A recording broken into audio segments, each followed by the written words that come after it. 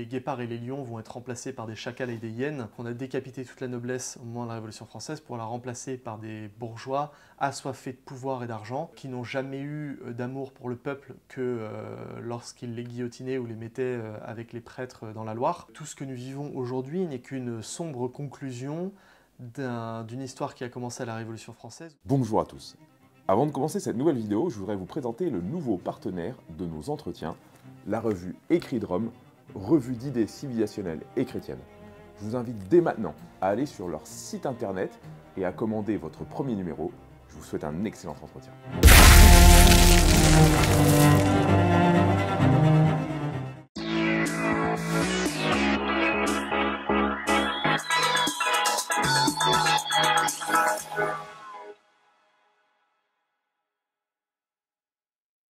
Bonjour Quentin. Bonjour Victor. Bon alors aujourd'hui, on a décidé de parler de la chrétienté. Alors pourquoi est-ce qu'on a parlé de ça? En fait, au début, c'est une discussion qu'on avait eue ensemble par rapport au thème du PNH de Chartres, donc 2025, pour qu'il règne. Et ce que je te propose un peu au fil de discussion, c'est qu'on commence peut-être par définir ce de quoi on parle avant toute chose. Oui, tout à fait. Je pense que c'est important que ceux qui nous écoutent puissent bien comprendre ce qui se cache derrière les notions de chrétienté, de règne social du Christ, même si ça a été exposé pendant le pèlerinage. Il y en a plein qui n'ont pas participé au pèlerinage. Et c'est vrai que dans nos échanges, ce qui ressortait pas mal, c'est qu'on se disait tous les deux que finalement, c'est la grande solution finalement à tous les problèmes pour notre société, pour notre pays, c'est de remettre Jésus tout simplement au cœur de toute chose, à commencer par nos vies, et puis de le faire rayonner petit à petit dans l'ensemble des institutions. Et c'est tout ça que recouvrent les termes en général. Alors peut-être on peut commencer par proposer un peu des définitions concrètes de la chrétienté. Moi, il y en a une qui me parle particulièrement, qui vient de Don Gérard, donc le père abbé fondateur du Barou, et qui dit finalement, concrètement, la chrétienté, c'est le rayonnement de l'évangile dans le temporel. En gros, dans la vie de la cité, dans la vie de tous les jours, en fait, que l'évangile, donc la bonne nouvelle, le fait que nous soyons marqués par cette vision du salut et cette vision aussi d'un Dieu qui est amour, soit concrètement incarné dans le quotidien des sociétés. Et donc ça marque forcément les institutions, l'ordre social au sens le plus basique du terme, donc à la fois nos rapports d'un point de vue aussi de la justice, la manière dont on va pratiquer une certaine forme de solidarité à l'égard de notre prochain, enfin de charité même plus que de solidarité. Tout ça finalement va infuser dans la vie de tous les jours. Alors je ne sais pas si tu veux ajouter peut-être des choses un peu pour qu'on essaye de clarifier encore plus ce concept. Je pense que non, c'est la fameuse phrase « le temporel sans cesse irrigué par l'éternel » dans Demain la chrétienté. Il y a aussi la très belle préface de Thibon, je pense, qui est intéressante à relire parce qu'il y a un peu un regard extérieur qui est porté par le paysan philosophe. Donc ça, c'est évidemment une première lecture qu'on peut recommander à ceux qui nous regardent, Demain la chrétienté de Don Gérard, qui expose d'une manière très ferme et en même temps assez poétique et belle ce que nous pouvons espérer d'une chrétienté, qui est effectivement un rayonnement magnifique de l'Évangile dans toutes les sphères de la société, depuis les bases jusqu'aux plus hautes sphères, politiques, sociales, économiques. Et finalement, si on devait aussi le préciser à la lumière de la doctrine sociale de l'Église, c'est l'application de la doctrine sociale de l'Église dans l'ensemble des institutions et même dans le domaine privé, dans les entreprises notamment. On oublie souvent et parfois on fait une distinction un peu malheureuse où on se dit que finalement l'évangile n'a pas à rayonner dans l'entreprise. Eh bien si, en fait, l'évangile est fait pour tous, pour tout le monde et puis pour tous les temps et pour tous les milieux. Donc la précision, elle est là. Je pense qu'effectivement, la définition la plus belle et la plus poétique, c'est ce doux rayonnement de l'Évangile, cette irrigation de l'Évangile dans le temporel. Et puis ensuite, quand on rentre dans le détail, eh bien, on peut se dire que c'est une application stricte de la doctrine sociale de l'Église qui est née avec Léon XIII, dans toutes les institutions. Alors, tu as évoqué justement la notion de royauté sociale du Christ. Comment tu la distingues par rapport à la notion de chrétienté? La notion de chrétienté, elle est assez temporelle, politique, on pourrait dire. C'est vraiment la société. Une chrétienté, c'est un pays qui respire l'évangile. Donc vous vous baladez dans les rues et vous sentez que c'est l'évangile qui fait loi dans les cœurs et dans les mœurs et dans la politique. Et c'est ce qui s'est vécu, je pense, de manière parfaite au moment du Moyen-Âge, qui est une période malheureusement qui est très incomprise par les personnes d'aujourd'hui, parce que l'éducation n'a pas forcément appuyé sur les beaux éléments du Moyen-Âge. Mais c'est quand même plus de 1000 ans d'histoire de notre pays. Alors que le règne social de notre Seigneur Jésus-Christ, c'est quelque chose qui paraît un peu vieillot dans l'expression, mais qui revêt une dimension beaucoup plus universelle. C'est spirituel, c'est juste la royauté qui revient à Jésus, qui est exprimée dans l'Évangile de manière très factuelle, et qui là ne relève pas d'une société en particulier, mais qui relève du monde entier, puisque le Seigneur règne sur tous les cœurs et sur toutes les nations et sur l'ensemble de l'univers. Alors, moi, je me permets juste d'insister sur une chose, parce que tu as évoqué un rayonnement spirituel, et donc évidemment, il est spirituel, mais du coup, il s'applique forcément ici au temporel. Oui. Et souvent, un peu une des difficultés, et je pense qu'on y reviendra un peu dans la suite de la discussion, qui peut tourner autour de cette notion aujourd'hui, c'est que les sociétés ne sont plus chrétiennes depuis, on va dire, la Révolution française, grosso modo. On y reviendra plus en détail sur un diagnostic peut-être historique. Et que,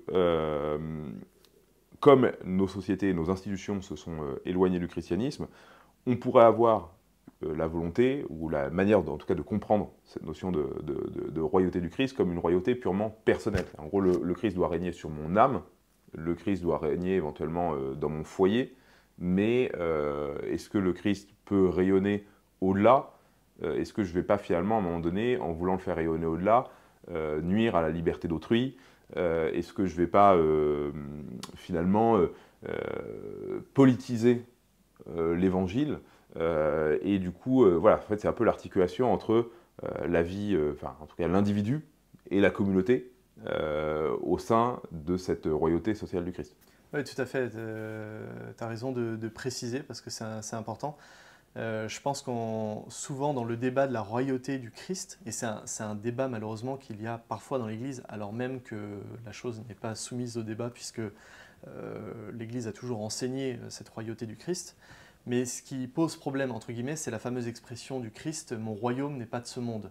Et donc tous ceux qui critiquent cette notion de règne social de Jésus-Christ disent « mais non, mais il n'a jamais cherché à être roi, vous voyez bien, il dit « mon royaume n'est pas de ce monde ». Et en fait, toutes les traductions des évangiles nous montrent bien que lorsqu'il précise ça, il dit bien « mon royaume n'est pas de ce monde », pas dans le sens où il ne veut pas régner dans le monde, ni sur le monde, mais dans le sens où il ne détient pas sa royauté du monde. C'est-à-dire, contrairement à nos hommes politiques, etc., lui, sa royauté, elle est acquise de fait parce qu'il est Dieu, et que parce qu'il est Dieu, tout pouvoir lui a été donné au ciel et sur la terre. Et c'est ce qu'il dit, tout pouvoir m'a été donné au ciel et sur la terre. Et au moment où l'annonce est faite un petit peu, la prophétie est faite de cet enfant Dieu qui doit naître, Isaïe précise, un enfant nous est né et un fils nous a été donné, l'empire a été posé sur ses épaules. Donc il y a vraiment quelque chose de sa nature qui fait qu'il est roi parce qu'il est Dieu, et donc la chose n'est pas soumise au débat, et ça, tous les traducteurs sont unanimes sur le sujet, il n'y a pas de question. Donc, en gros, le sujet de la royauté sociale de Jésus-Christ a dû être rappelé par Pie XI avec Quas Primas, donc il y a 100 ans, pas parce qu'il a inventé une nouvelle théorie, mais bien parce qu'il sentait qu'après avoir décapité les rois à la Révolution française, l'autre roi qu'il fallait décapiter parce qu'il prenait trop de place dans nos sociétés, c'était Jésus. Et donc il institue la fête du Christ roi pour cela même, pour rappeler aux catholiques et aux sociétés que Jésus est roi, qu'on le veuille ou non. Et qu'il est roi du ciel et de la terre. Du ciel et de la terre, bien sûr. Bienvenue sur la chaîne d'Academia Christiana. Vous êtes aujourd'hui plus de 15 000 abonnés sur YouTube, des milliers à écouter nos podcasts et à suivre nos contenus chaque semaine. Grâce à vous, nous faisons bouger les lignes, nous offrons une réflexion alternative et nous donnons la parole à des témoins d'exception. Vous êtes nombreux à nous envoyer des messages de soutien et je tiens à vous remercier du fond du cœur. Mais aujourd'hui, j'ai un message important à vous adresser. Nous avons besoin de vous. Nos contenus, nos formations, nos événements, tout cela n'existe que grâce à votre soutien. Et chers amis, nous sommes à un tournant. Les conversions explosent, la jeunesse se réveille, la quête de sens et d'enracinement n'a jamais été aussi forte. Mais face à cela, nos adversaires ne restent pas inactifs. Ils investissent des moyens colossaux pour imposer leur vision du monde. Alors nous devons répondre présent. Notre mission ? Faire rayonner l'évangile et la culture chrétienne. Former des hommes et des femmes de conviction capables de s'engager. Développer des communautés locales pour structurer la résistance et la reconstruction. Acheter et rénover un lieu qui sera une véritable ruche du bien commun. Un carrefour d'enracinement où nous pourrons bâtir, transmettre et former ensemble. Mais pour cela, nous avons besoin de vous. Comment nous aider concrètement ? Likez cette vidéo, abonnez-vous et partagez-la. Plus nous serons visibles et plus notre message portera loin. Et aussi inscrivez-vous à nos événements, le Congrès du bien commun, les universités d'été, les Feux de la Saint-Jean, les férias, les sessions de formation. Tout est sur notre site internet academiachristiana.org. Mais enfin, et le plus important, faites un don. Votre soutien financier est essentiel. Si vous adhérez à notre association, l'association culturelle d'éducation intégrale, vous allez rejoindre un réseau d'entraide. Vous aurez un espace membre exclusif et vous pourrez contribuer directement à nos projets. En faisant un don, vous nous donnez les moyens d'agir, d'organiser encore plus d'événements, de renforcer notre présence, de bâtir des lieux concrets pour former et transmettre. Alors ne restez pas des spectateurs, c'est ensemble avec vous que nous allons pouvoir bâtir une renaissance catholique et enracinée. Nous sommes l'espoir d'un réveil, nous sommes le ferment d'une civilisation qui refuse de disparaître. Il compte sur vous, je compte sur vous. Faites un don dès maintenant, tout devient possible avec vous. Vous pouvez nous soutenir sur academiachristiana.org. Alors peut-être qu'on peut passer justement sur une partie un peu diagnostique pour expliquer à vous qui nous regardez et qui sans doute vous dites que beaucoup de choses ne vont pas bien dans notre société, que tout ça a été diagnostiqué, non pas par nous, mais par des gens beaucoup plus sages et visionnaires que nous, pas simplement à notre époque, mais déjà il y a plus d'un siècle, voire même parfois deux. Et donc finalement tout ce que nous vivons aujourd'hui tire ses racines dans une longue histoire et qu'on va peut-être essayer de retracer un petit peu. Du coup, vraiment, on fait ça vraiment comme une discussion, hein, donc n'hésite pas à m'interrompre au fur et à mesure et à rajouter des éléments quand ça devient à l'esprit. Moi, une des premières choses qui me semble marquante et qu'on doit évoquer, c'est tout simplement la Révolution française, qui est la grande bascule à l'échelle européenne, parce qu'elle va avoir des répercussions à l'échelle de l'Europe, même si on prend la notion de chrétienté, parce que la notion de chrétienté, elle a deux sens. Elle a un sens historique. Donc la chrétienté, c'est l'Empire carolingien et l'Europe de Charlemagne, une Europe donc unie par la foi catholique. Et puis la chrétienté, de manière plus intemporelle, c'est ce qu'on vient d'évoquer à l'instant. Et du coup, cette chrétienté carolingienne, cet empire chrétien qui, d'une certaine manière, ne fait qu'un avec l'Europe, il est déjà disloqué par le protestantisme, qui va créer un premier effondrement, plus le schisme avec les orthodoxes, où on va avoir un morcellement déjà de l'unité spirituelle de l'Europe. Et évidemment que la Révolution française, elle va prendre ses racines aussi dans ce morcellement. Il y a toujours une tension aussi avec les papes qui peuvent avoir, comme il y a les états pontificaux, le pape est aussi un souverain temporel, et qui peut avoir tendance, il peut y avoir une tension, je ne dis pas que les papes avaient une tendance à une hégémonie impériale, mais on voit bien que dans toute l'histoire médiévale, il y a une tension entre l'empereur, le monarque et le pape. Et donc une volonté un petit peu parfois d'essayer de... chacun dispute un peu son terrain, son territoire, et comme la légitimité aussi parfois religieuse des souverains l'est accordée par les souverains pontifes, il y a un moyen de pression des papes sur les souverains temporels. Et puis, il y a un moyen physique aussi de pression des souverains temporels sur les papes, puisque si à un moment donné le pape nous embête trop, on l'enferme, on le met en prison. On le change. Voilà, on le change. Donc tout ça, voilà, c'est la joyeuse histoire de l'Europe médiévale jusqu'à même l'Europe moderne, encore sous Napoléon. Mais voilà, donc en gros, ce grand basculement de la Révolution française, en fait, il a comme sous-bassement idéologique, philosophique, le libéralisme, philosophique, intellectuel. Je ne parle pas du libéralisme économique à proprement parler, même si évidemment tout ça est lié. Mais c'est l'idée que, dans le fond, il n'y a pas de vérité. Parce que, on l'a vu à travers les guerres de religion, quand on s'affronte pour des visions de la religion qui sont contradictoires, ça se fait dans un bain de sang. Comme on en a marre, eh bien, il faut trouver une solution pour en sortir. Et la solution qui est trouvée pour en sortir, c'est de mettre le religieux entre parenthèses dans la vie privée et de faire en sorte que l'État, lui, soit neutre en matière religieuse et morale. Donc ça, c'est l'idée libérale, de manière assez simple. Hein. C'est en gros, il n'y a que des individus, il n'y a pas de communauté, et chacun a la liberté privée de vivre le culte qu'il veut, et l'État, lui, est juste un arbitre entre les individus qui peuvent se disputer ou non, mais le but de l'État, finalement, c'est d'empêcher de se nuire, en quelque sorte, des individus qui ont des volontés contradictoires. Ouais, et puis j'ajouterais peut-être la notion de bonté. La notion de péché originel est totalement mise de côté.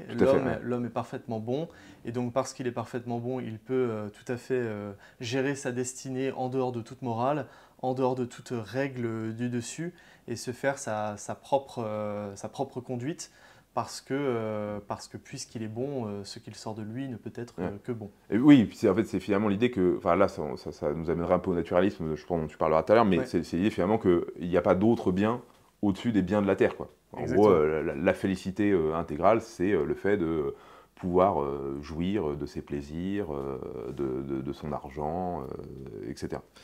Et puis, il y a un deuxième élément, parce que là, on a évoqué l'idée libérale, mais en France, on a une idée proprement révolutionnaire, qui est l'idée républicaine, non pas au sens de la Res Publica romaine, mais de la République de Rousseau.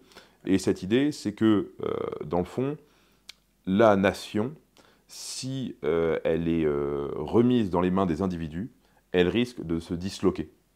Et donc, Rousseau, qui est fasciné par justement des États souvent avec une dimension de cohésion très forte, comme Sparte notamment, lui idéalise un modèle dans lequel les voix de l'individu vont être conjurées en quelque sorte par ce qu'il appelle la volonté générale. Et cette volonté générale, c'est justement des valeurs de la République, dont on parle toujours aujourd'hui. C'est une éducation citoyenne qui fait que eh bien, on va sortir du caprice individualiste pour trouver un ciment national.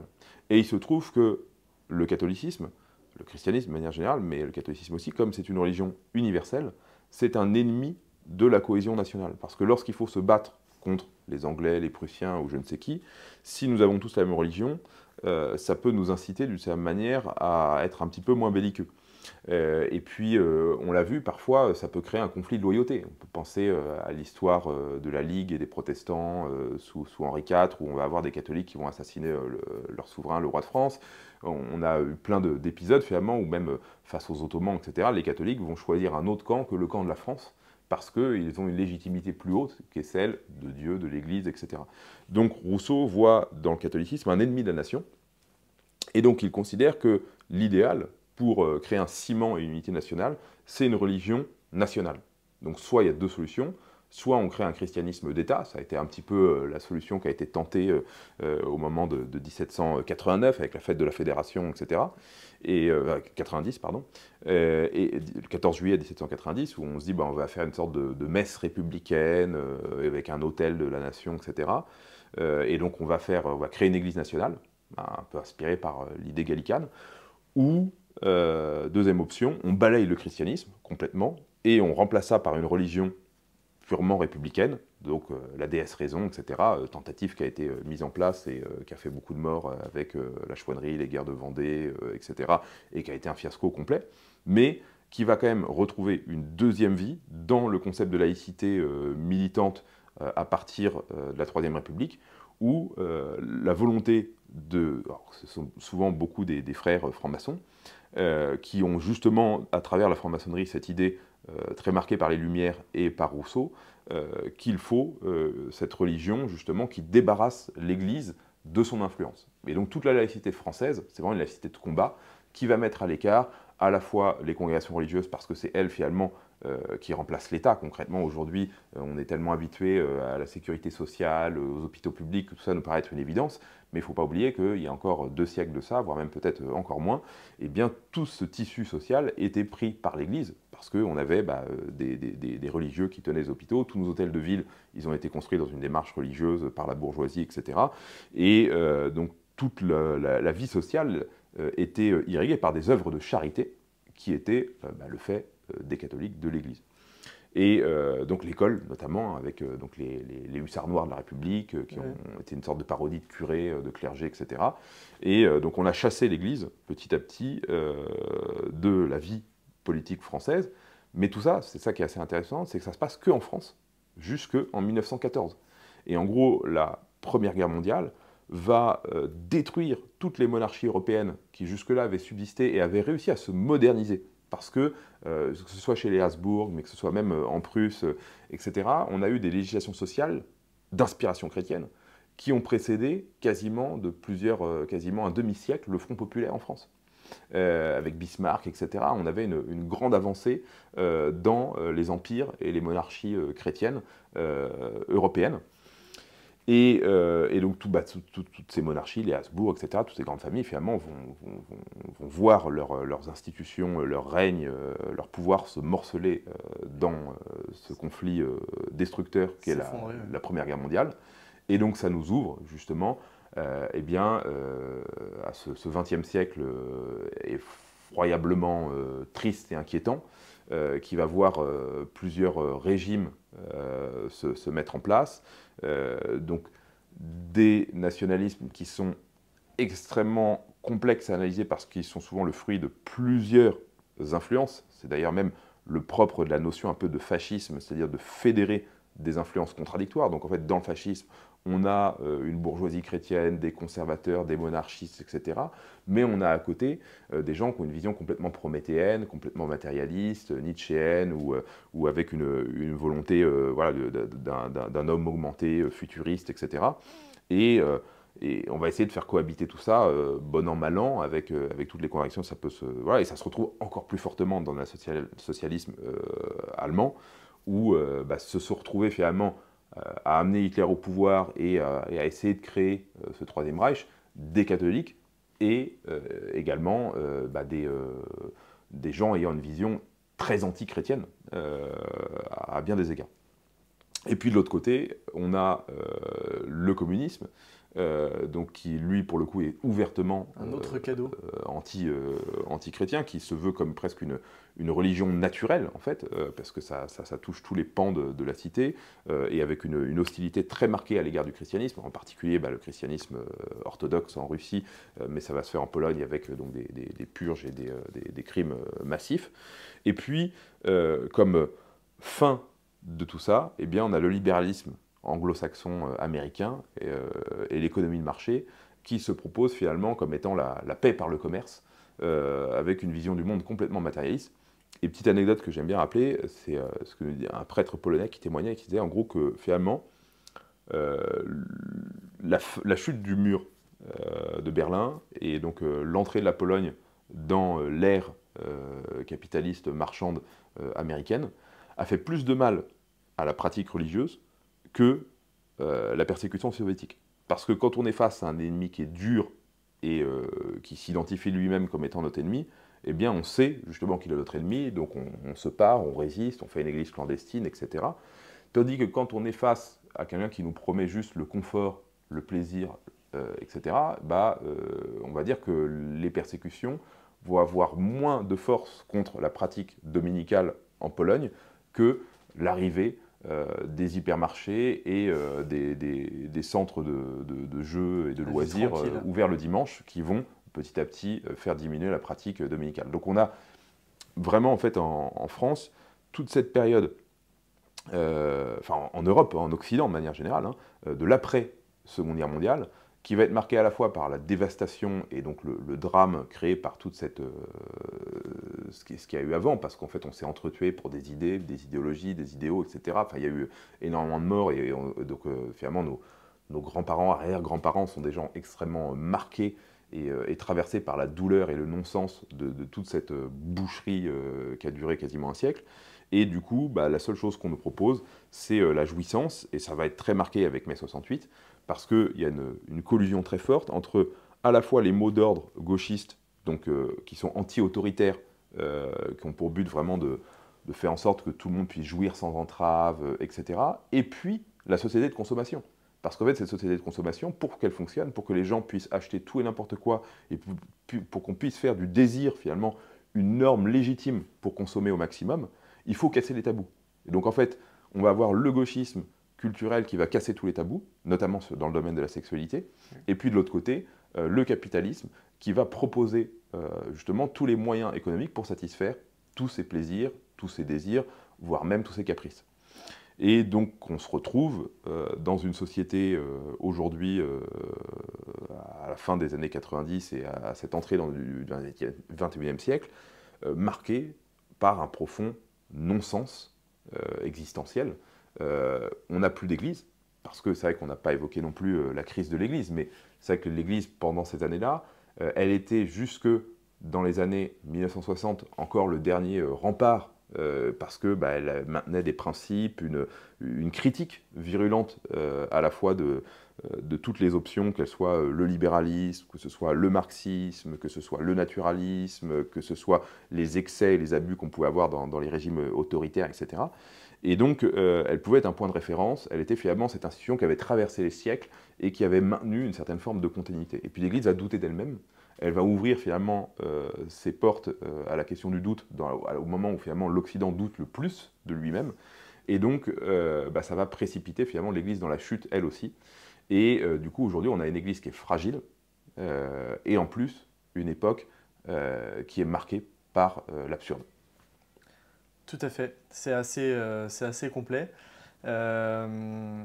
En fait, je pense qu'il y a 3 livres un peu qui me viennent en tête là, en t'écoutant, qui permettent vraiment de comprendre ce qui se vit en ce moment. Parce que l'enjeu pour les gens qui nous écoutent, je pense que c'est de se dire qu'ils ne délirent pas.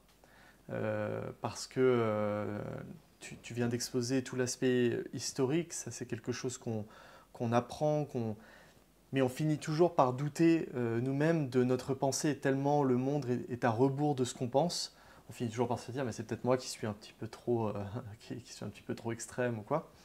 Et en fait, on a raison, entre guillemets, de faire ce constat-là, parce que c'est sur des éléments assez concrets, et surtout, c'est l'histoire de l'humanité. Il y a eu plein de sursauts dans l'histoire de France, de moments de vraies chutes et de grands relèvements.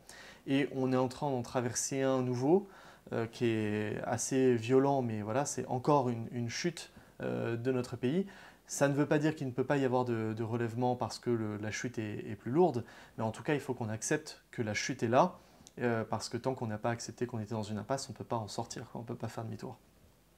Les 3 livres auxquels je pense en t'écoutant, c'est d'abord La Cité de Dieu de Saint-Augustin, qui est un triptyque un peu long à lire, mais qui décrit la chute de l'Empire romain et qui permet de comprendre tous les enjeux qui ont mené à la chute de cet empire, dont personne ne pouvait se douter qu'il allait tomber un jour, parce que c'était l'empire le plus puissant du monde, une des armées les plus puissantes du monde. Ils avaient accumulé des richesses avec les expéditions qui étaient colossales, et pour autant l'Empire romain s'est effondré, et Saint-Augustin décrit assez bien la chute, l'effondrement de l'Empire romain, qui ressemble à s'y méprendre à ce que l'on vit actuellement. Hannah Arendt disait souvent, d'ailleurs, la meilleure manière de comprendre le monde qu'on traverse aujourd'hui, c'est de relire Saint-Augustin. Elle avait fait sa thèse elle-même sur le concept d'amour chez Saint-Augustin, donc elle connaissait assez bien le sujet. Et donc voilà, donc c'est un triptyque qu'il faut relire pour comprendre tout ça. Et puis l'autre chose aussi, c'est que j'ai redécouvert dernièrement, c'est Le Guépard de Lampedusa. Donc il y a le roman et puis il y a aussi le film de Visconti. Mais on voit clairement le basculement de la société, où le Guépard, à un moment donné, confie que finalement, donc lui qui est un noble de la société sicilienne, et qui a plein de défauts, hein, d'ailleurs, l'auteur ne cherche pas à masquer les défauts de la noblesse, mais qui en même temps avait quelque chose de très grand et de très respectueux des gens avec qui il vivait, avec qui il travaillait au quotidien. À un moment donné, il dit les guépards et les lions vont être remplacés par des chacals et des hyènes. Et on le voit très bien, c'est-à-dire qu'on a décapité toute la noblesse au moment de la Révolution française pour la remplacer par des bourgeois assoiffés de pouvoir et d'argent, qui n'ont jamais eu d'amour pour le peuple que lorsqu'ils les guillotinaient ou les mettaient avec les prêtres dans la Loire. Et donc tout ce que nous vivons aujourd'hui n'est qu'une sombre conclusion d'une histoire qui a commencé à la Révolution française, où des hommes assoiffés de pouvoir et d'argent ont voulu prendre la place de ceux qui avaient le pouvoir à cette époque-là, mais qui le détenaient par un lignage et par une vie de famille qui était orientée vers ça. Et je dis ça en plus de manière d'autant plus libre que je ne suis pas d'une famille issue de la noblesse, donc c'est vraiment historique, quoi. Il suffit de s'intéresser à l'histoire pour comprendre qu'il y avait une organisation sociale dans notre société qui permettait à notre société de tenir sans que des chacals et des hyènes viennent prendre le pouvoir. C'est arrivé bien sûr, mais le pouvoir se tenait globalement. Je rebondis juste là-dessus parce que tu dis un truc qui est vraiment hyper important et ça je pense qu'il faut vraiment que tous ceux qui nous regardent soient marqués par ça et essayent même de l'étudier parce que c'est très sourcé, il y en a énormément de témoignages, mais c'est vraiment, comme tu dis, ce rôle social et structurant de l'aristocratie parce qu'effectivement, une société ne peut pas tenir s'il n'y a pas une élite qui montre l'exemple, s'il n'y a pas justement des hommes grands au sens de la grandeur d'âme, parce que je pense que c'est vraiment la définition profonde de la noblesse. C'est pas quelque chose dont on hérite purement comme un titre. Et je pense que c'est ce qui va... c'est le moteur pour moi en fait de nos sociétés jusqu'à l'effondrement de cette noblesse concrètement à l'après 1914, où il n'y a déjà aucun mépris et écrasement de cette noblesse, même s'il peut y avoir des individus qui évidemment ne correspondent pas au rang qu'ils doivent tenir, mais, et c'est justement d'ailleurs en France, à partir du moment où la noblesse va se rentrer un petit peu en crise et en déclin à cause justement de cette centralisation qui fait que la cour à Versailles est un peu coupée de sa raison d'être en fait finalement, qu'on va arriver à la Révolution française. Mais dans toutes les autres aristocraties européennes, on avait gardé encore une fois, cette figure qui nous vient des chevaliers, en fait, dans le fond, et qui est ce qui tire la société vers le haut, quoi. Et ça, je pense que c'est aussi l'idéal égalitaire qui arrive avec la Révolution française et qui va être pris dans le communisme, etc., où on refuse l'idée qu'un homme puisse être meilleur qu'un autre. Et il s'agit ici vraiment de ce que dit Aristote, quoi. Aristos, le meilleur, c'est la vertu, quoi, en fait. C'est inconcevable. Et donc, du coup, forcément, une société qui est plus tirée vers le haut, elle tombe vers le bas, quoi. Exactement. En fait, il suffit d'observer. C'est-à-dire que pendant longtemps dans l'histoire de France, on a été tiré effectivement par des figures qui avaient à cœur de chercher Dieu et toute la société est orientée vers Dieu. C'est l'époque où on a construit les cathédrales. Et donc, il y a toute une société qui s'organise de manière extrêmement vertueuse avec des hôtels-dieux dans lesquels on accueille les pauvres, les malades, qu'on construit comme des palais pour pouvoir les accueillir comme si c'était le Christ, parce qu'on croit encore à cette époque que lorsqu'on accueille un malade, on accueille le Christ en personne. C'est ces époques-là où les universités vont se développer partout en France et pas seulement à Paris, parce que en fait, la France va beaucoup souffrir de ça. On a beaucoup parisianisé l'intelligence en France, ce qui n'était pas le cas au Moyen-Âge. Au Moyen-Âge, il y avait des universités d'égale stature qui étaient disséminées sur l'ensemble du territoire. Et puis, on avait une éducation qui était transmise à tous. Il y a même eu des grandes femmes intellectuelles, des grandes femmes écrivaines à l'époque, contrairement à l'imagerie qu'on a un peu du Moyen-Âge, où on s'imagine que c'était l'époque où toutes les femmes étaient débiles derrière les fourneaux parce que les hommes ne voulaient pas laisser travailler. On a vraiment une société qui est entièrement tirée vers le haut, qui regarde vers le haut parce qu'on construit des cathédrales et qui a conscience que son passage sur Terre va être bref et qu'il faut qu'on tire le meilleur de chacun pendant qu'on est ici. C'est l'héroïsme des vertus. Et ça, j'en viens du coup à la troisième lecture à laquelle je pense en t'écoutant. C'est Contre les hérésies de Saint-Irénée. Parce que j'ai lu Saint-Irénée lorsque j'étais à Lyon pendant un an. Je voulais comprendre un peu qui était cette figure, ce nouveau docteur, en plus que le pape François venait tout juste de nommer docteur de l'Église. Et donc je tombe sur Contre les hérésies, qui est un pavé assez dense. Mais en fait, ce qui est très intéressant, c'est qu'on est au IIe siècle après Jésus-Christ. Saint Irénée, il y a juste une personne entre lui, c'est Saint Polycarpe, entre lui et Saint Jean, c'est-à-dire qu'il est vraiment extrêmement proche des apôtres. Et déjà, il décrit la débauche totale des sociétés qui l'entourent, et même des chrétiens, de certains chrétiens. Et donc, ce que j'ai compris en lisant ce bouquin, c'est ce que Saint Irénée décrit, c'est qu'il dit, dès que vous vous éloignez du Christ, dès que vous commencez à négocier la doctrine, à négocier la règle, en fait, vous n'êtes plus chrétien en réalité, vous n'êtes plus catholique, mais en plus, vous finissez dans la débauche. Et il décrit des actes terribles de pédophilie, de crimes, etc., dans les communautés environnantes, dans les communautés chrétiennes, dans les communautés politiques, de celles qui ont rejeté la foi. Ça, c'est quelque chose qu'il faut vraiment avoir en tête, c'est que souvent on dit oui, mais il y a plein de prêtres par exemple qui sont pédophiles, etc. Et donc on a tendance à lier le péché au christianisme, alors qu'en réalité c'est plutôt quand on sort le christianisme que le péché déborde. La pédophilie a été défendue par plein de philosophes français dans les années 70-80, il y a même eu des pétitions qui ont été signées dans Libération, et ces gens-là n'étaient pas catholiques. Il y a eu vraiment toute une frange de la population qui a défendu ça et qui s'est dit qu'un jour ça pourrait être normal. Ça a donné des matzneff et tout ça, qui se sont permis de commettre des gestes quand même assez odieux. Et les prêtres, certains prêtres se sont laissés avoir, mais quand on étudie leur vie, en fait ils n'étaient plus catholiques. C'est le cas notamment de l'abbé Pierre. Dernièrement, les gens disent encore un prêtre catholique, encore un catholique qui était pédophile ou qui a touché à des femmes, etc.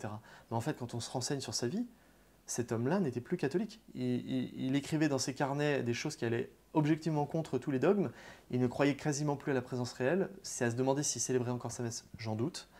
Il priait même plus son bréviaire. Il s'était inventé un livre de prières où il collait des prières à lui. Enfin, en fait, cet homme-là n'avait plus la foi en réalité. Et il critiquait l'Immaculée Conception. Enfin, quand on rentre dans le détail de ces carnets, on se dit, bon, bah, en fait, cet homme-là avait rejeté tous les dogmes. Et finalement, bah, on en revient au descriptif de Saint Irénée, au IIe siècle, où il mettait en garde. Il disait, attention, si vous vous éloignez du dogme, vous êtes pécheur, vous allez tomber. Alors, tout le monde ne devient pas pédophile, heureusement, quand il s'éloigne de l'Église. Mais finalement, lorsqu'on s'éloigne de Dieu, on tombe. On l'a tous expérimenté dans nos vies de pécheurs. Lorsqu'on s'éloigne de Dieu, c'est en général dans ces moments-là qu'on fait des choses, qu'on fait de la merde. Je rebondis carrément là-dessus, sur déjà au niveau de l'évangélisation qui s'est produite en Afrique au cours du XXe siècle. Il y a beaucoup de témoignages d'évêques qui disent qu'à partir du moment où on commence à apporter le christianisme dans des sociétés qui sont souvent polygames, très tribales, où l'économie est extrêmement précaire, etc., eh bien, en l'espace d'une vingtaine d'années, tout change. En gros, en fait, tout d'un coup, le pays commence à devenir prospère, la corruption diminue, et tout ça vraiment à l'échelle d'une vie humaine. Et je rebondis aussi sur ce que tu dis, moi, à mon échelle personnelle, en tant que converti. En fait, moi, je me suis fait la réflexion, c'était la première communion de ma fille ce week-end, de l'importance finalement de la foi dans une vie, quoi.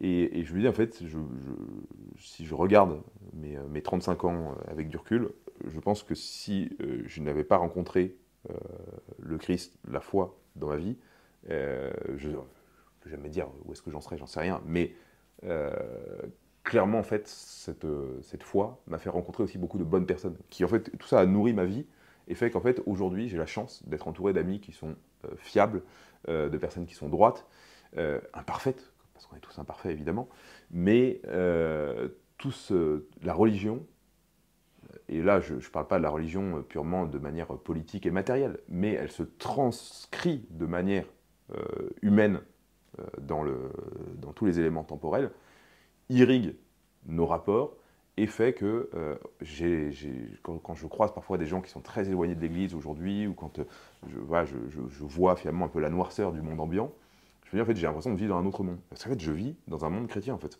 entouré de personnes qui, toutes imparfaites qu'elles soient, se tiennent bien quand même. Tendent vers le haut. Tout ça tend vers le haut et il y a quelque chose de l'ordre du miracle. Enfin, voilà, pour rebondir un homme, un peu ça sur ce que s'oblige, disait Camus, et c'est vrai qu'il y a quelque chose qu'on a perdu dans le monde civil parce que le Christ s'est échappé, on va dire. Enfin, plutôt on a rejeté le Christ, il ne s'est pas échappé, on l'a rejeté. Alors qu'effectivement, il y a une quête. Il ne s'agit pas de dire que nous sommes tous parfaits. J'aime bien rappeler ça parce que on s'éloigne brièvement du sujet, mais en fait, ensuite, ça justifie le concept de chrétienté et de règne social du Christ. il faut qu'on comprenne bien, moi ça m'a fait beaucoup de bien lorsque j'ai compris cette notion-là, que finalement les sociétés oscillent entre deux personnages et les personnes oscillent entre deux autres personnages. Les personnes oscillent entre Pierre et Judas.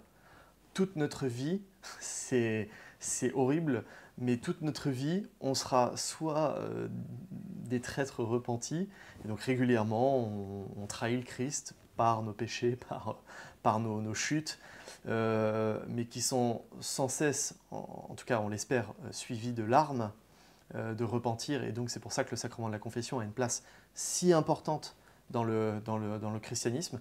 Et puis on peut osciller avec Judas, et ça c'est tous ceux qui rejettent complètement la miséricorde du Christ et qui finissent par se pendre spirituellement parce qu'ils préfèrent rejeter totalement plutôt que d'assumer le fait qu'ils soient tombés et que quelqu'un d'autre les relève. En fait. Et que quelqu'un d'autre les relève.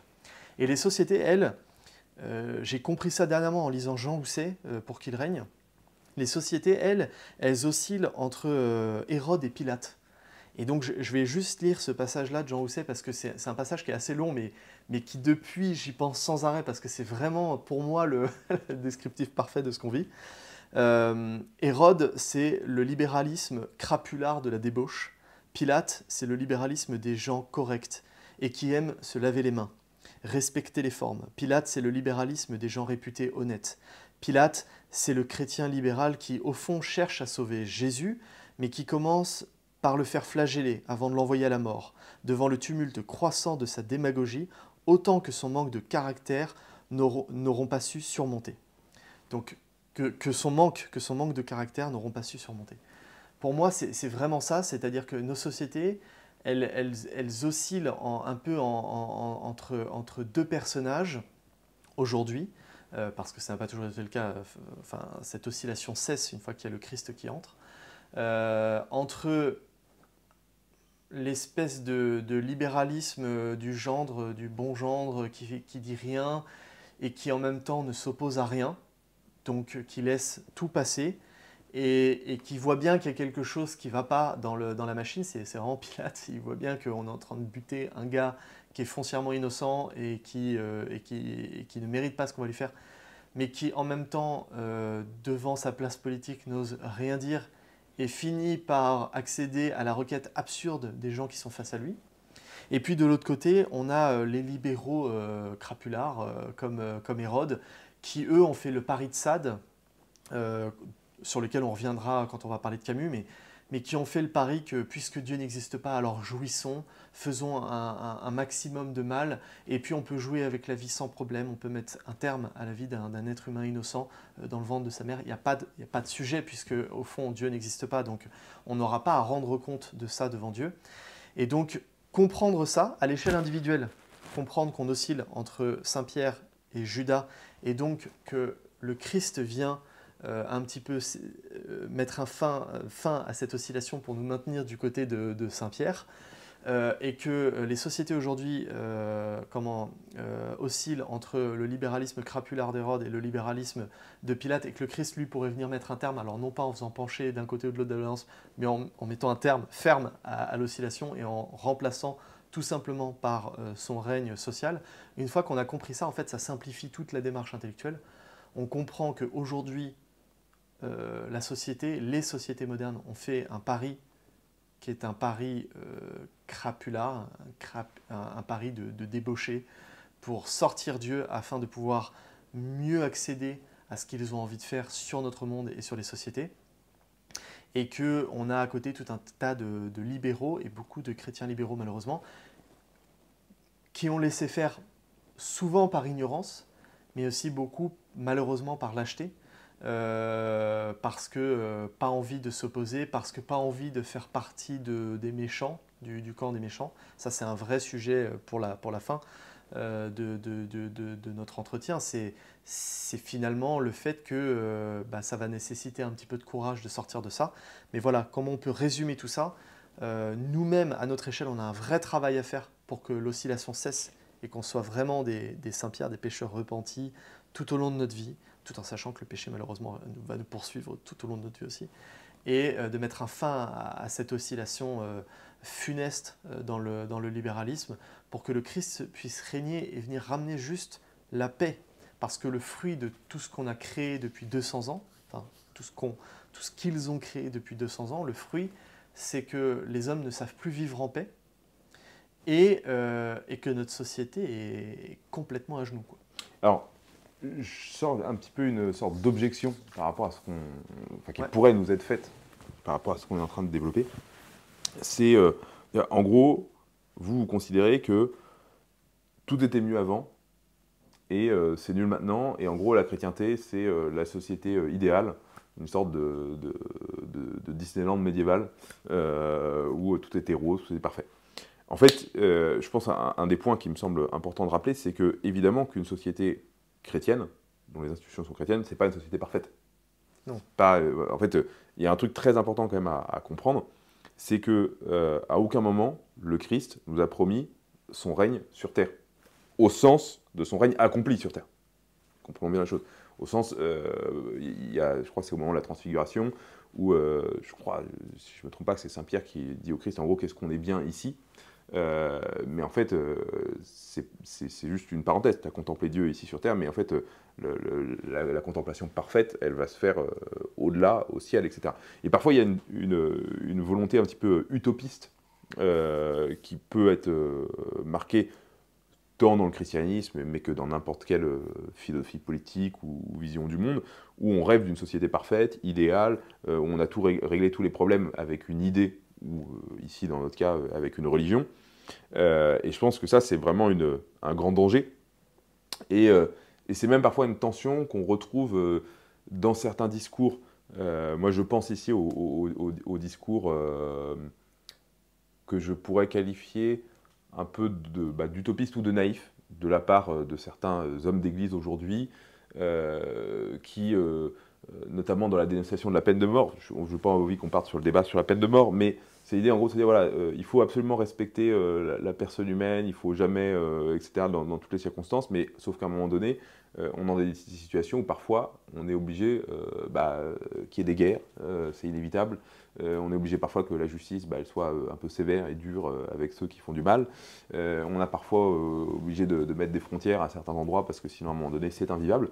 Et donc qu'il y a cette tension voilà, à vouloir faire un monde pur et parfait de charité des ici-bas, qui je pense est une utopie et faux, c'est un mensonge. Le Christ, enfin Dieu, l'Église nous enseigne que, comme tu l'as bien dit avec la figure justement de Saint Pierre et de Judas, notre vie sur terre, elle sera toujours traversée par le péché. Et donc, je crois que c'est Thibon qui dit ça. J'essaierai de mettre la citation intégrale en incrustation dans la vidéo. Mais qu'en gros, on ne se bat pas pour faire la cité parfaite des ici-bas, on se bat pour faire reculer au maximum le règne de Satan sur Terre. Exactement. Et ça, je pense que c'est vraiment fondamental parce que quand on regarde l'histoire de l'Église, l'histoire de France à la période chrétienne, médiévale et même début de la modernité, on a des choses choquantes. Typiquement, Jeanne d'Arc, elle s'est fait brûler par un évêque quand même. Tout à fait. On a même saint Thomas d'Aquin, il a été condamné en son temps par l'évêque de Paris. Enfin, il y a plein de saints qui ont vécu des persécutions de l'Église elle-même. Et je pense que c'est le mystère de la croix, c'est toute il y a une dimension mystique évidemment dans la manière dont on peut interpréter ces situations, ces phénomènes et tous ces faits. Et donc parfois aussi, j'entends souvent des gens dire oui, mais en fait, il n'y a rien de pire que l'hécato. Et pour vivre, évidemment, dans l'univers chrétien, je disais tout à l'heure que j'avais une chance énorme, finalement, d'être entouré de bonnes personnes, etc. Et je le pense, et je le redis, et, voilà. Mais je vois aussi, évidemment, beaucoup de misère humaine, malgré tout, chez les chrétiens. De la médisance, de la lâcheté, tu l'as évoqué, de la peur, enfin, mais comme il suffit de regarder son âme pour la voir aussi. Voilà. Mais ce que je veux dire, c'est que bien comprendre qu'en gros, parler de chrétienté, vouloir instaurer le règne du Christ sur terre d'un point de vue social tel que l'Église l'explique, etc., c'est à aucun moment mettre le paradis sur terre. Ah oui, non, bien sûr. Ah effectivement, tu as raison de le préciser parce qu'il ne faut jamais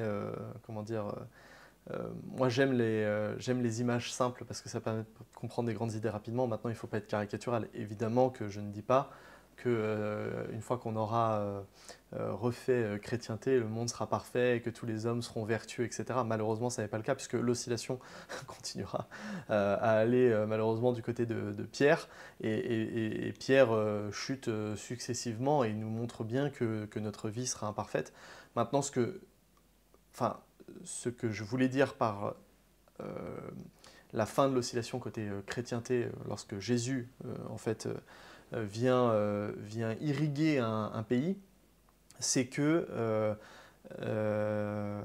en fait les conditions sont réunies, et c'est la phrase de Thibon que tu as citée et qui est très bonne, les conditions sont réunies pour que effectivement le monde aille dans le bon sens. Aujourd'hui, on va dans le mauvais sens.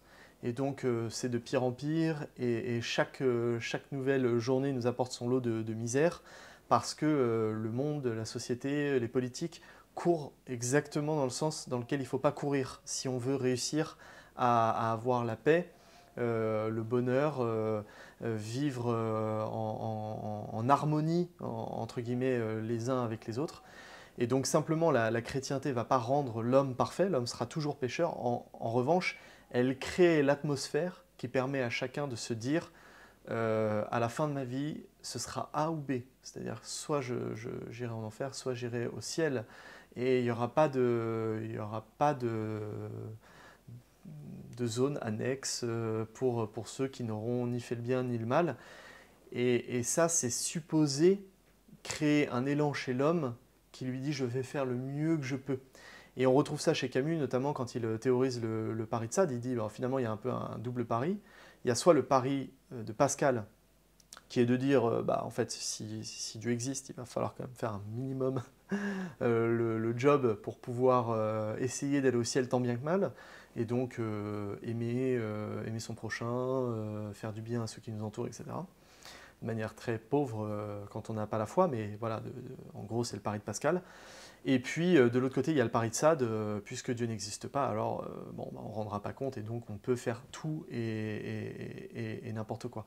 Donc, le règne social de Jésus-Christ, c'est précisément la société qui va permettre au maximum de personnes de dire, même si je n'ai pas la foi, je vais faire le pari de Pascal. Et pour ceux qui ont la foi, c'est de dire, on a une exigence, parce que les premiers qu'on regarde, quand on évoque la chrétienté, ce ne sont pas les églises ou les saints qui sont morts, ce sont les gens qui sont vivants, qui vont à la messe, les gens qui disent qu'ils sont catholiques, les gens qui se signent dans la rue au moment où ils font des processions, etc. C'est ceux-là qu'on regarde, et c'est eux qui sont le ferment de cette chrétienté qui peut naître ou mourir, parce qu'effectivement, en fonction de nos attitudes, en fonction de ce qu'on va faire, en fonction de comment on va se comporter, eh bien, la chrétienté va se développer plus ou moins vite. C'est la grande phrase de Don Chotard dans L'âme de tout apostolat. Alors, il s'adresse aux prêtres, mais je crois que c'est finalement assez vrai pour tous. Il dit, en fait, un prêtre engendre toujours un degré de moins de sainteté chez ses fidèles. Donc, si on a un saint prêtre, on va avoir un peuple pieux, etc. Eh bien, je crois que c'est la même chose pour ceux qu'on côtoie. C'est-à-dire que, malheureusement, nous n'avons pas le choix que d'essayer d'être les plus vertueux possibles, tout en sachant qu'on peut tomber, mais qu'il faut se relever, parce que les gens nous regardent au travail, dans la société, dans la rue, à la télé, donc même dans ce qu'on va dire, dans notre manière de le dire, on transmet aussi plus que ce qu'on dit. Alors je rebondis tout de suite sur une remarque j'ai eue une discussion avec un intervenant à l'Académie Christiana qui me disait en gros, à partir du moment où le divorce devient norme, eh bien, le nombre de divorces va se multiplier dans des proportions considérables, telles qu'elles sont aujourd'hui. Je ne sais plus à combien de couples sur 3 on est de divorces, mais c'est un nombre assez effroyable. Et en fait, on pourrait dire, oui, mais est-ce qu'il n'y a pas une hypocrisie dans toutes ces normes sociales qui fait qu'on ne divorce pas parce que justement on a peur du regard d'autrui, etc. Eh bien, en fait, pour moi, je pense qu'il y a deux dimensions dans la morale. C'est-à-dire que je pense qu'il y a une dimension sociale, c'est ce que justement Gustave Thibon appelle le gros animal, c'est cette lourdeur en quelque sorte du poids de la société, qui justement, comme tu dis, nous oblige. C'est-à-dire qu'en fait, en gros, je divorce pas, soit parce que je pense même pas au divorce parce que ça se fait pas, soit parce que de toute façon il y a tellement peu de gens qui divorcent que ça devient des marginaux, etc. Et je divorce pas aussi parce que évidemment je crois dans le mariage, je crois dans tout ça, mais on n'est jamais d'un seul bloc. C'est-à-dire qu'en fait, évidemment qu'on va essayer de faire vivre notre mariage, j'espère, pour des motifs nobles et de dépassement, de don de soi, etc. Mais que la société, quand elle est imprégnée de christianisme, etc., elle nous regarde et elle est aussi un peu un gendarme d'une certaine manière, qui nous oblige. Et je pense qu'on a eu beaucoup tendance dans les années 70 de décrier justement cette dimension du christianisme un petit peu moralisateur, de religion un peu hypocrite, etc. Et à certains égards, il y a tout à fait raison de critiquer une forme d'hypocrisisme, de pharisaïsme et d'hypocrisie dans la structure religieuse d'une société. Mais il ne faut pas jeter le bébé avec l'eau du bain, quoi. Il faut quand même se rendre compte que quand la norme moyenne est bonne, comme tu dis, voilà, elle élève le troupeau. Et en fait, vouloir se séparer de ça, c'est en fait très mauvais pour le troupeau, parce que les brebis, elles ont quand même besoin qu'il y ait des barrières électriques et des bergers qui mettent des coups de fouet pour être sauvés du loup, quoi. Ah, tout à fait, c'est la phrase du Cantique des Cantiques que j'aime bien relire de temps en temps, qui dit « Attire-moi à toi et nous courrons ». J'aime bien cette notion parce que de fait, ça montre bien que lorsqu'une personne est attirée, et on voit ça, enfin moi je vois ça d'ailleurs dans ma famille, c'est-à-dire que quand on a une famille dans laquelle Dieu n'était pas présent, il suffit qu'il y en ait un qui sorte un peu et ça va en attirer d'autres à sa suite parce que c'est... Je pense qu'on a tous soif de ça. Dernièrement, on se faisait la réflexion avec ma femme. Bon, c'est comme, parce qu'elle travaille beaucoup sur les sujets pornographie, sexualité, etc. Et on se disait, c'est quand même fou parce que on tombe sur des interviews d'actrices porno qui défendent le truc, etc. Alors que quand elles étaient petites filles, jamais de la vie elles se seraient dit ah, moi, mon rêve plus tard, c'est de faire des vidéos où je vais être nue avec plein d'hommes. C'est complètement absurde. Donc il y a eu une perversion progressive de l'esprit qui a été permise par le monde. Et donc inversement, où effectivement le monde va attirer parce que tout le monde y va vers le vice, vers le péché, et bien de la même manière, il faut essayer, nous, et c'est un peu le rôle, c'est toutes les images que prend le Christ, hein, le sel, le levain dans la pâte, etc., d'attirer les autres. Mais pour ça, c'est extrêmement exigeant parce que ça nécessite de nous une grande rigueur dans notre manière de vivre notre foi, une grande charité aussi, pour ne pas devenir simplement des gens, des pharisiens hypocrites qui mettent la tête des gens dans le catéchisme de l'Église catholique en leur disant ta vie c'est de la merde, ta vie comment tu vis, alors que nous-mêmes on ne le vit pas. C'est-à-dire que c'est très exigeant parce que ça nécessite pour nous déjà un travail extrêmement fort de proximité avec le Seigneur, de vie intime avec le Seigneur qui fasse que chaque jour on se relève et on se dise je choisis le Christ et je vais vivre pour lui en parfaite harmonie. Et la chrétienté ne peut vivre que comme ça. C'est-à-dire que si on veut qu'un jour le Seigneur règne concrètement et que la chrétienté soit de nouveau possible en France, ça ne sera qu'en parallèle d'un renouvellement du règne du Christ dans le cœur de tous les catholiques. Et ça, ce qui est extraordinaire, c'est qu'on n'a pas besoin d'attendre le monde pour le faire. C'est une transformation qu'on peut vivre dès aujourd'hui. Alors je te propose qu'on attaque un peu la dernière partie de notre discussion sur le que faire, concrètement. Quand le thème du pèlerinage de Chartres a été évoqué les premières fois, pour fêter l'anniversaire de l'encyclique Quas Primas de Pie XI, j'ai tout de suite été un peu sceptique, parce que je me suis dit, cette encyclique est écrite en 1925, dans une société qui n'a rien à voir avec celle de 2025. Les hommes de 1925, les institutions de 1925 sont à presque un millénaire d'écart, puisqu'en fait ce qui s'est passé en termes de rupture anthropologique entre les années 30 et notre 21e siècle est finalement énorme en termes de densité historique, quoi. Enfin, ça se passe sur quelques années, mais dans le fond... Même les 20 dernières années, c'est une voilà. vitesse incroyable. Tu vois, je sais plus si c'est Patrick Buisson ou qui cite Gustave Thibon, ou c'est Gustave Thibon qui dit ça, mais tu as entre le paysan d'Hésiode et le paysan français de 1935, 40, peut-être même encore 1950, il y a finalement moins de différence qu'entre le paysan de 1940 et le paysan de 2025. En fait, la technique et l'entrée voilà, dans cette on pourrait dire, phase accélérée de la modernité a totalement transformé le matériel humain. Et en plus de ça, comme on l'a dit, on est dans une société qui n'est plus du tout chrétienne, ce qui était encore, faut pas oublier, encore jusque dans les années 50, il y a à peu près 25 à 1% de pratiques dominicales parmi les Français, 80 et quelques % des enfants sont baptisés, il y a un nombre de prêtres et de religieux qui est encore énorme. Je ne sais plus si j'avais déjà évoqué ça avec toi dans une vidéo précédente, moi j'aime toujours bien raconter dans ma ville le séminaire, donc assez petite bourgade de 4500 habitants, petit diocèse normand. On a construit dans les années 30 un séminaire pour accueillir au moins 200 vocations. Il a fermé 20 ou 30 ans plus tard, et maintenant il n'y a plus du tout de vocation dans le diocèse. Mais ça montre à quel point les projections étaient dynamiques à l'époque. C'est-à-dire qu'en fait, en gros, dans les années 20, on imaginait en gros quadrupler les chiffres de vocations, etc. Il y a eu un truc de dingue qui s'est produit entre les deux. Et du coup, tout ça pour dire, est-ce qu'on peut parler encore en 2025 comme on parlait en 1925 En fait, oui et non.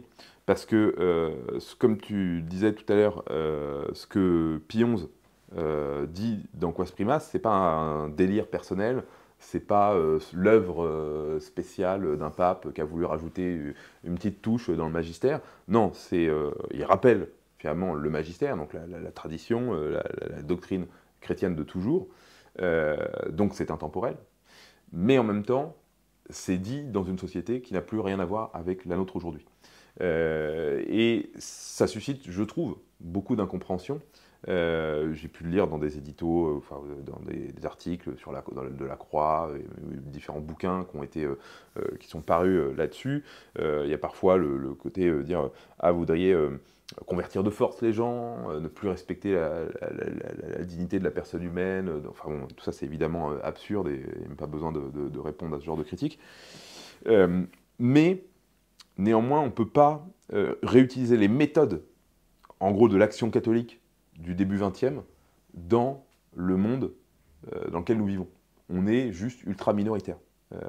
On est au milieu d'un monde qui est finalement revenu comme au premier temps de la chrétienté, c'est-à-dire finalement à dominante barbare. Ici, sans forcément jugement de valeur, hein, constat de fait. Qu'est-ce qui caractérise pour moi la barbarie? C'est notamment le fait qu'on puisse tuer des innocents, donc que ce soit les enfants à naître, ou des personnes en fin de vie qui coûtent trop cher. C'est des exemples parmi d'autres. Hein. Il y a évidemment plein d'autres éléments de cette barbarie. Je pense que notre système financier illustre aussi énormément de cas de barbarie. Je pense que toute la situation précaire, que ce soit tant au niveau de la prostitution et des différentes formes qu'elle peut prendre aujourd'hui, de toutes ces sortes de lumpenprolétariat liées à l'ubérisation croissante de... T'en as repris quand même une notion marxiste. Ça... Et donc, bref, on vit dans un monde de plus en plus barbare et on a la grâce d'être le sel de la terre, d'avoir cette petite lumière au milieu de nous.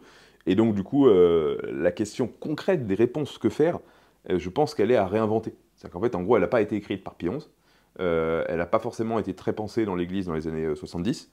Je pense que c'est notre devoir de laïcs chrétiens de proposer des réponses innovantes, qui sont en même temps pas si innovantes que ça, parce qu'on ne va jamais faire des choses foncièrement nouvelles. Enfin, ça va toujours être en reprenant l'Évangile, mais en étant capable de le vivre concrètement dans nos sociétés actuelles, en s'adaptant finalement aux situations.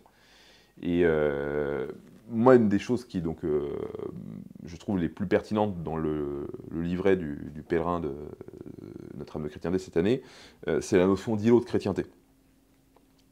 C'est ce que Rod Dreher appelle aussi le pari bénédictin, c'est le fait que on ne peut pas rêver d'État chrétien en Occident, c'est absurde, ça marche peut-être encore aux Philippines, je ne sais pas, mais voilà. Mais ce qu'on peut faire, en revanche, c'est, à notre échelle, vivre avec l'Évangile en essayant de le faire rayonner de la manière la plus large possible. Alors, c'est très vague ce que je viens de dire, mais on peut l'illustrer avec des exemples concrets.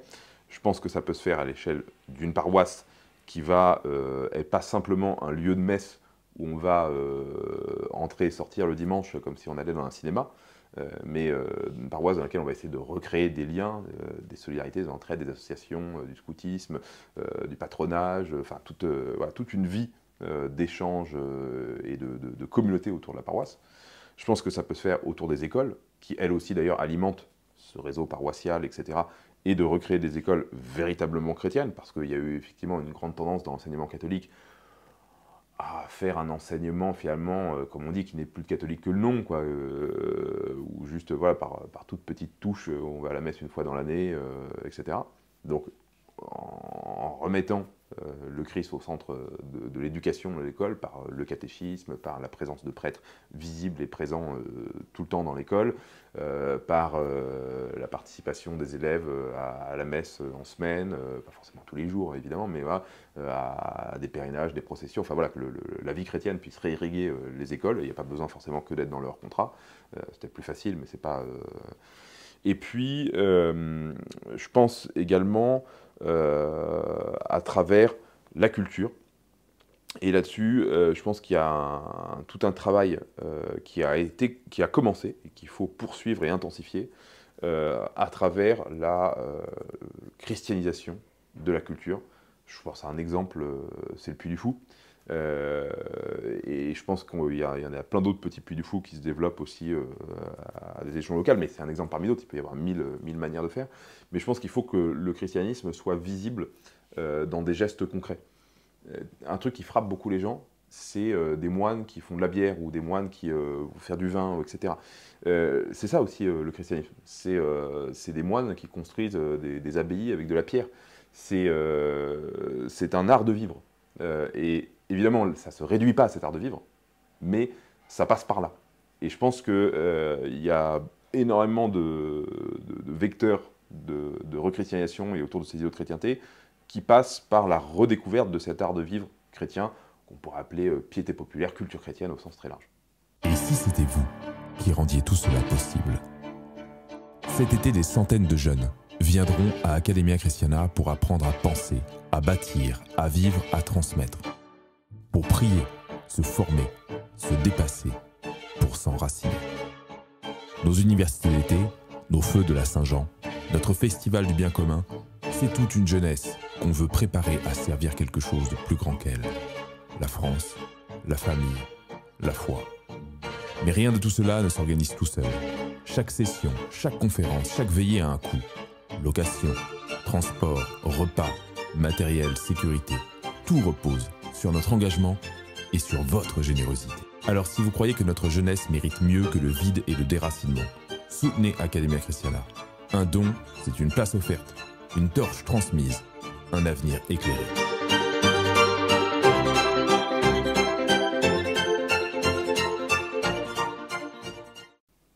Oui, tout à fait, je partage ce que tu viens de dire. En revanche, là où tu m'étonnes un peu, mais c'est intéressant, ça nécessiterait une autre discussion, c'est plutôt sur les moyens, etc. Je ne pense pas que la société soit vraiment beaucoup différente, bien différente de celle qu'a connue Pie XI. Je me souviens d'un discours de l'évêque qui précédait Monseigneur Ray au diocèse de Toulon, Monseigneur Macaire, qui avait d'afficher dans le séminaire de la Castille et qui m'a souvent marqué quand je passais devant. Au moment où il avait rouvert le séminaire, il avait reçu beaucoup de critiques parce que les gens disaient mais là, il y a une chute des vocations, regardez le monde, il a bien changé, etc. Et en fait, il disait mais le monde est exactement le même que le jour où le Seigneur a donné sa vie sur la croix. Quand on observe la société de l'époque, on voit déjà la violence, la débauche, etc. Alors, sous des visages un peu variables, mais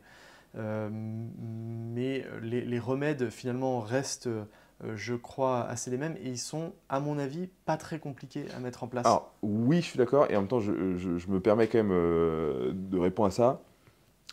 Certes, d'un point de vue des vices, je pense que le monde n'a pas changé. C'est-à-dire que je pense qu'il y a autant d'adultère, de crimes, de vols, voilà, à peu près à toutes les époques, enfin, avec sans doute du plus et du moins, Ouais. évidemment. En revanche, une chose, moi, que j'ai remarqué de manière tangible à l'échelle des générations différentes, ma grand-mère, ma mère, moi, je vois qu'il y a une fragilité psychologique qui, pour le coup, est tangible. Et on est beaucoup plus faible, beaucoup plus fragile que l'étaient nos anciens. Donc ça, déjà, c'est une donnée, et je pense que, moi, vraiment, je considère que la technique est vraiment la variable un peu impensée, enfin, elle a été pensée, mais n'était pas suffisamment dans l'Église, majeure du changement anthropologique.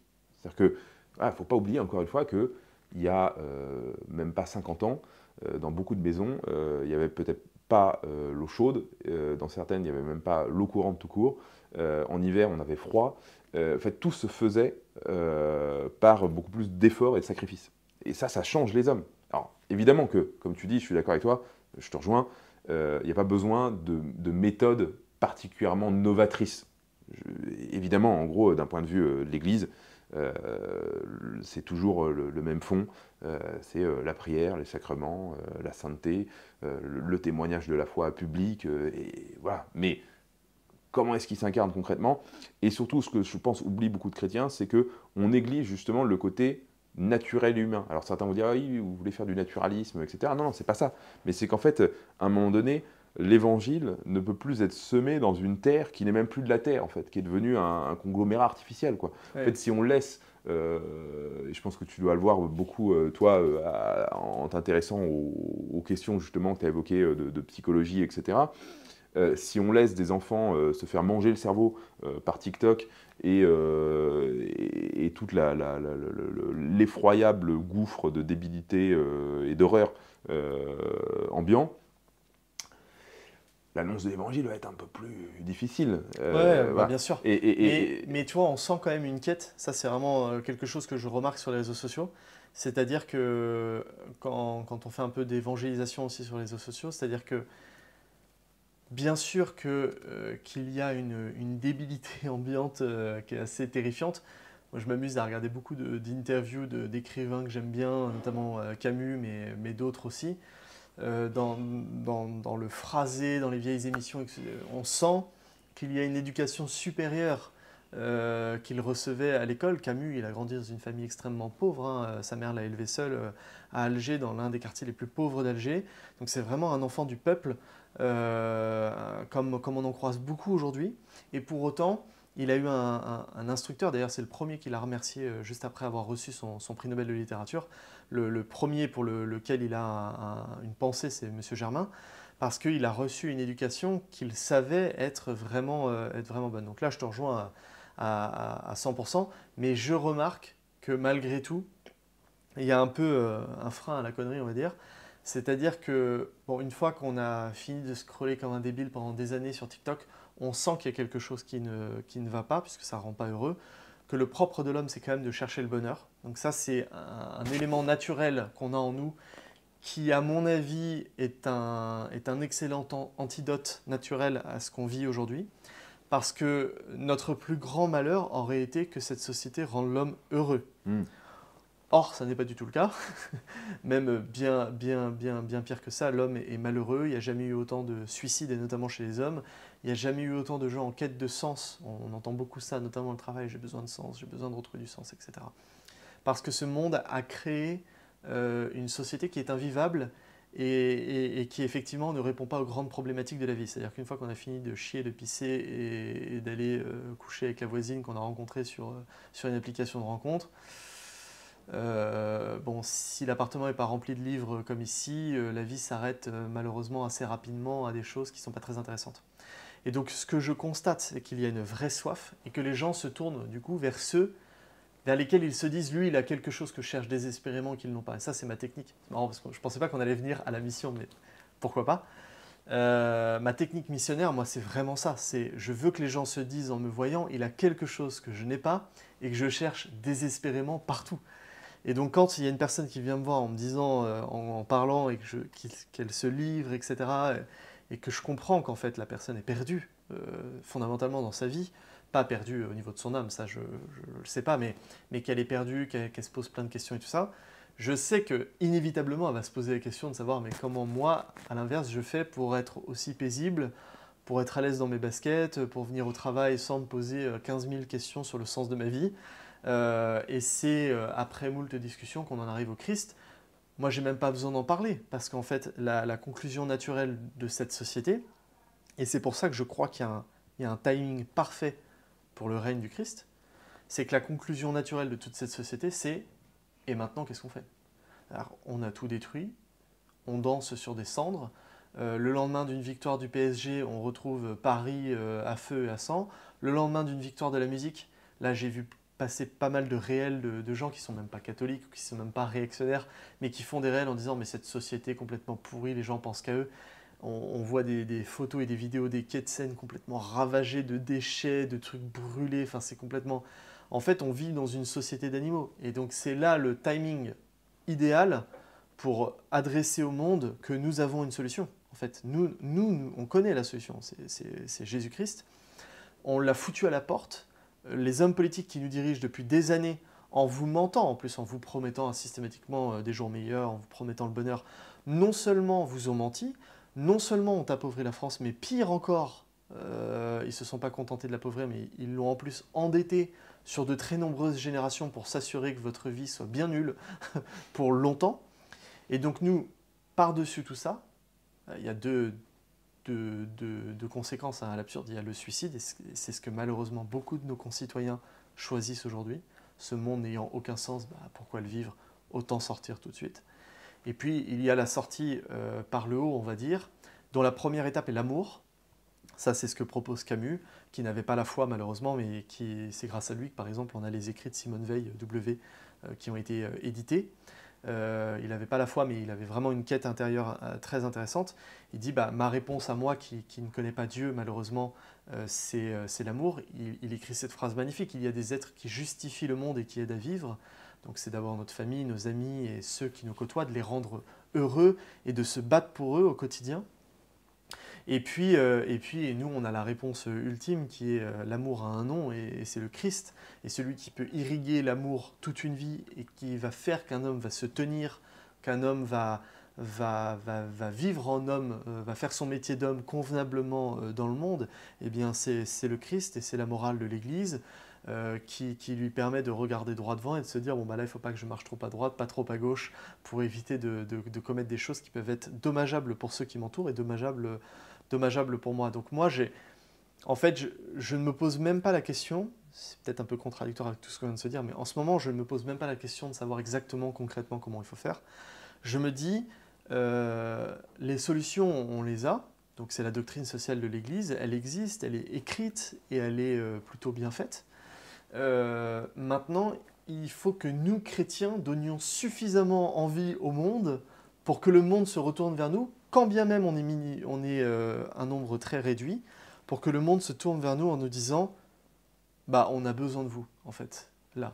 Et si on arrive à ça, ce sera magnifique parce qu'on aura le champ libre, c'est-à-dire on aura le champ libre non seulement dans le domaine social et spirituel, puisque les gens vont revenir à l'Église, et on voit déjà ce mouvement-là se passer sans qu'il y ait un grand effort missionnaire de la part de l'Église, les églises se remplissent, donc ça c'est merveilleux, gloire à Dieu. Mais on va le voir aussi petit à petit en voyant de nouveau des élus chrétiens, des vrais élus chrétiens, pas des gens qui disent qu'ils aiment Jésus, mais qui en réalité défendent l'avortement et défendent l'euthanasie, et voilà. Mais les vrais élus chrétiens, comme par exemple en ce moment j'échange énormément avec Christine Boutin.